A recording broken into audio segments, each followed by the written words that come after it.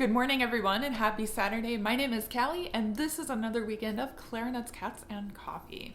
In today's video, I am going to share with you some of the top things that you may not know about taking care of your instrument.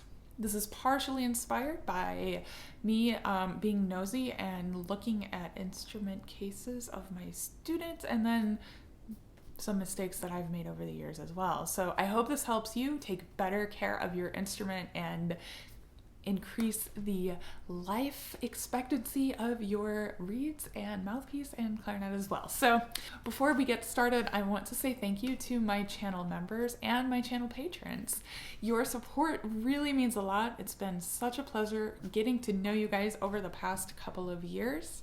If you're not already supporting my channel and you want to keep this going and support this freelance musician in her endeavors, please consider becoming a member or a patron. You can check out through the links below. An added bonus for members and patrons, a lot of the excerpts that I share on my channel, I also share directly with patrons and members through the community and the post tab. So if you don't want to go out and search through the wilds of the internet trying to find all of these excerpts that I post randomly, you can become a member or a patron and get it every week. Okay, so let's get into this. Top things that you may not know about taking care of a clarinet.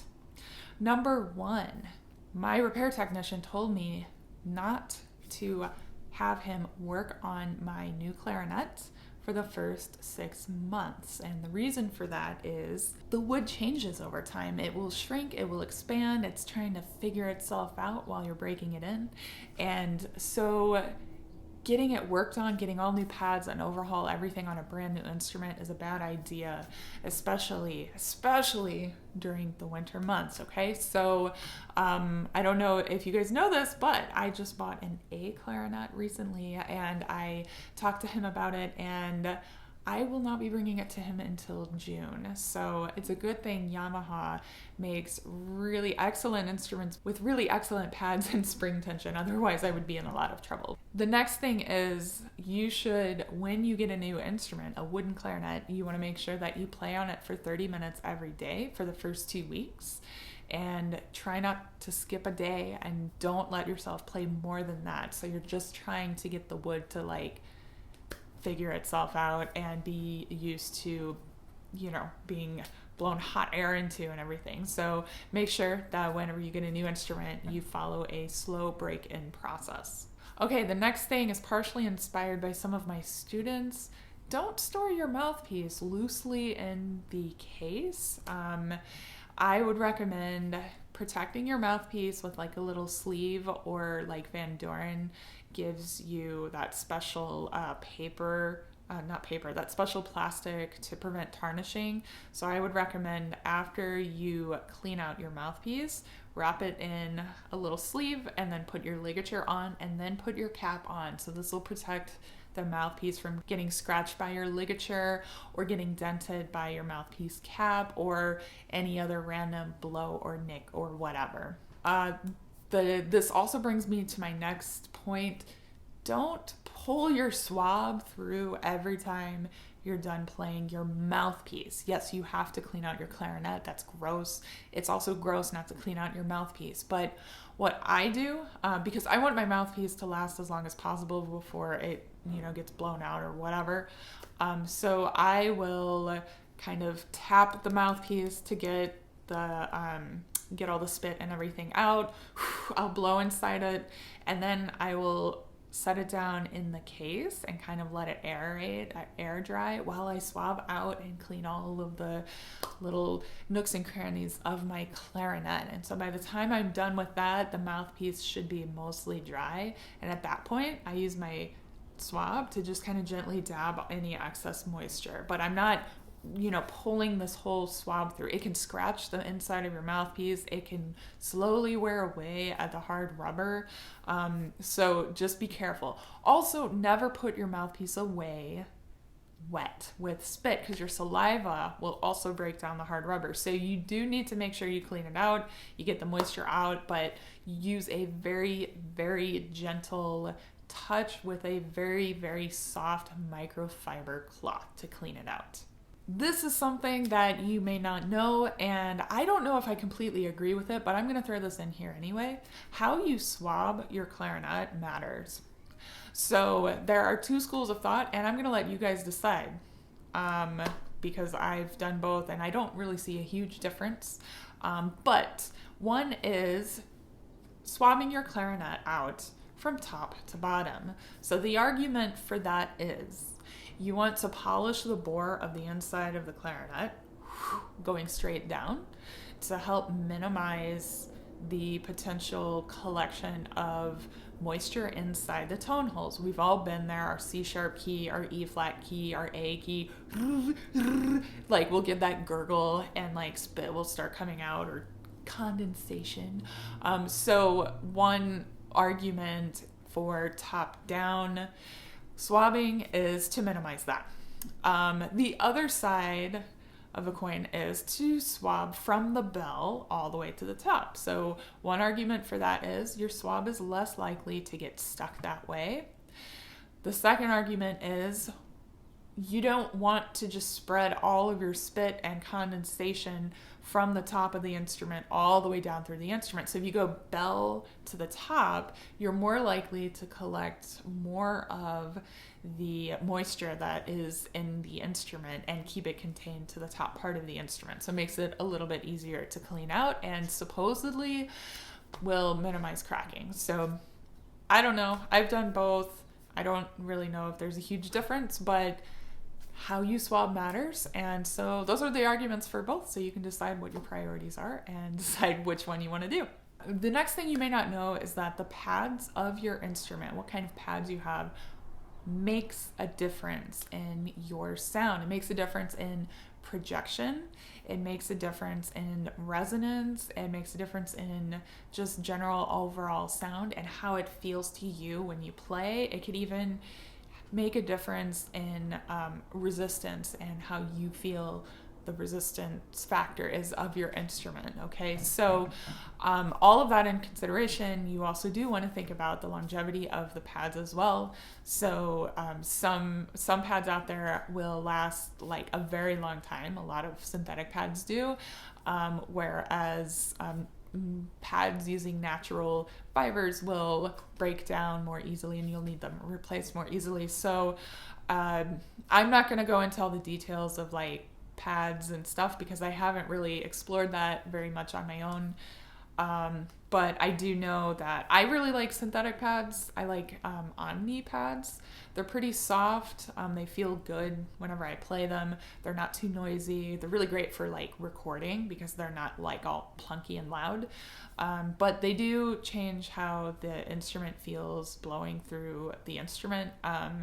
And I think that maybe they don't project as well as like using cork pads in the upper joint. So, you know, someday I will explore that more and make a more informed decision and more informed explanation. But this is a conversation you should have with your teacher or with your repair technician to kind of see what aligns with your goals as a musician and what your priorities are. So again, I like synthetic pads. They're also very easy to take care of. I have only ever had one replaced and I've been using them in my instrument since 2005. The next thing is that your mouthpiece wears down over time, just from blowing in it, from cleaning it, from reed vibrating against it. And so it's important to replace your mouthpiece every so often so you don't start building up bad habits to make an old worn out mouthpiece sound good. Another thing is you want to make sure you wipe off your reeds after every time you play. I see a lot of students, they just pull the reed off and shove it in the case. Not sure why, but if you leave your lip gunk and your saliva and everything on your reed and then you put it away, one, you're gonna get stuff growing on it, which is gross, and two, I forgot what two was. What was it? One, you're gonna get stuff growing on. Oh, and two, your saliva is gonna break down the reed a lot quicker. So when you're done playing, just wipe it off and put it away in the case to make it last longer and not grow weird things. Along those lines, there are a lot of people who don't get a special case for their reeds, even though their teachers have said so. So I'm gonna throw this out there.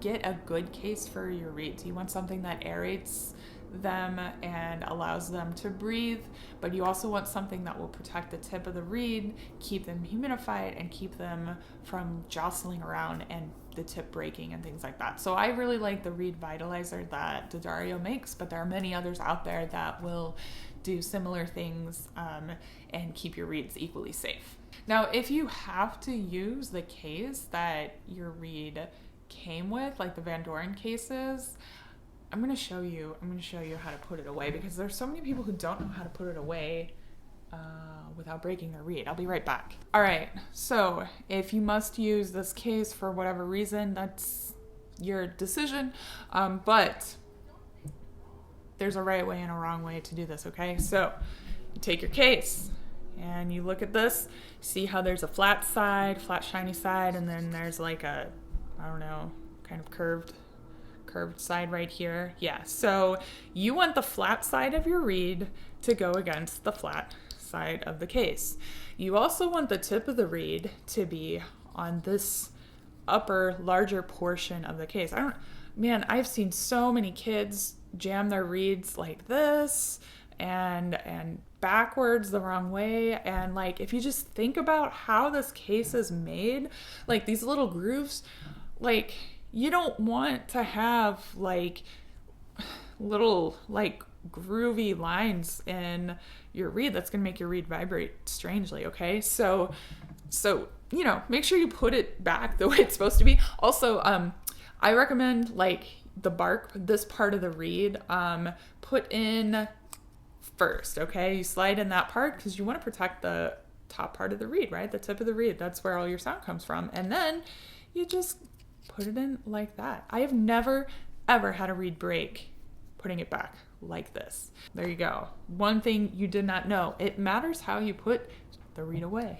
Okay, another thing you may not know is that barrels, like not the stock barrels, but you know, the barrels you can get from various barrel guys, barrels are not one size fits all for instruments. I think a lot of them are kind of designed to work for like R13 bore.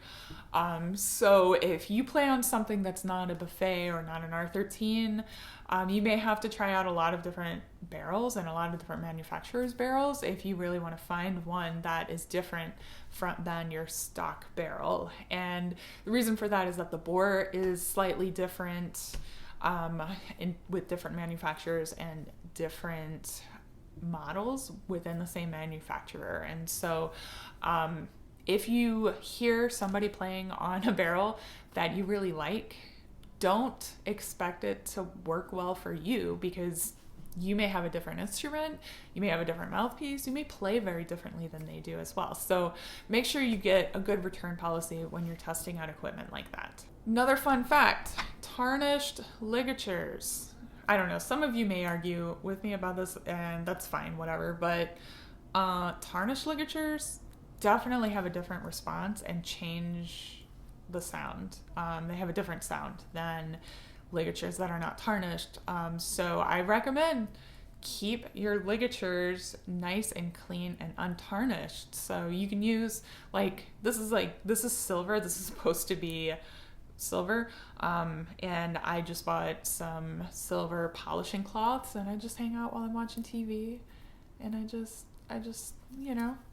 polish up my ligatures. So, that makes a difference in the sound. So make sure you keep them nice and clean. All right. And then the last thing, this is like the thing I think that I'm always surprised that people don't know this, but you don't need to get your clarinet completely overhauled every single year. And I think some people do. Now, okay, fine. Maybe you're like, the top dog and some top level orchestra, and you're probably not watching this video, first of all.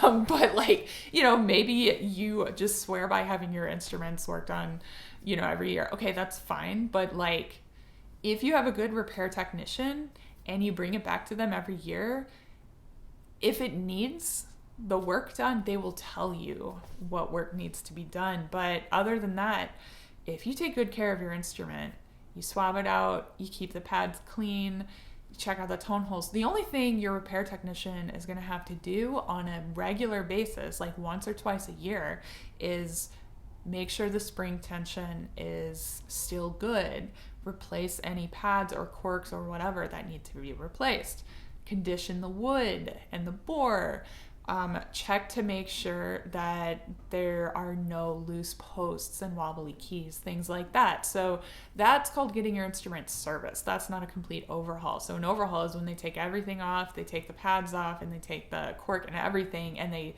just like kind of put all new pads, all new everything on the instrument, and then put it all back together for you. So my repair technician is really good, and he will always tell me when I need to have specific work done. But I only had to pay that one-time big fee to get the thing completely overhauled, and he just takes care of it for me a couple times a year. So those are my tips, things that you may not know, and I know that there are like way more things, but these are all the things that I could think of whenever I was making this list. If you have anything to add that is kind of like a secret of the trade that maybe not everyone knows, please add them to the comments below so we can all learn from each other. Thank you all so much for watching. I hope you have a good weekend, a good week next week, and as always, happy practicing.